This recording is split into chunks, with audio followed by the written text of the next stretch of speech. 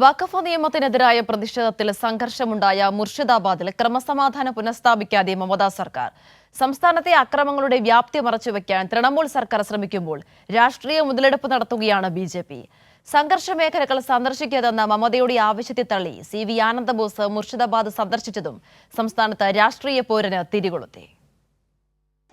വഖഫ് നിയമത്തിനെതിരായ പ്രതിഷേധത്തിനിടെ ഉണ്ടായ സംഘർഷങ്ങൾക്ക് പിന്നാലെ സംസ്ഥാനത്ത് സ്ഥിതിഗതികൾ രൂക്ഷമാണ്.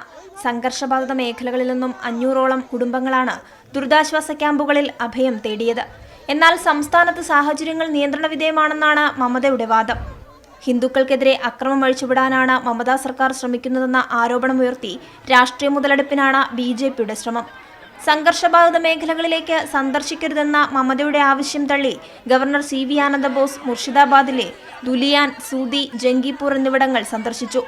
അക്രമബാധിത പ്രദേശങ്ങളിൽ BSF ക്യാമ്പ് വേണമെന്ന ആവശ്യം പ്രദേശവാസികൾ ഉന്നയിച്ചതായി ഗവർണർ പറഞ്ഞു. ഗവർണറുടെ സന്ദർശനത്തെ തുടർന്നുണ്ടായ തിക്കും തിരക്കിലും പ്രദേശവാസികളും പോലീസും തമ്മിൽ ഏറ്റുമുട്ടലുണ്ടായിരുന്നു. ഇതിനിടെ ദേശീയ വനിതാ കമ്മീഷൻ അംഗങ്ങളും മുർഷിദാബാദിലെ ദുരിതാശ്വാസ ക്യാമ്പുകൾ സന്ദർശിച്ചു.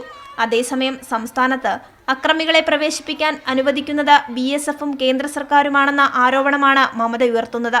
കൈരളി ന്യൂസ്, ദില്ലി.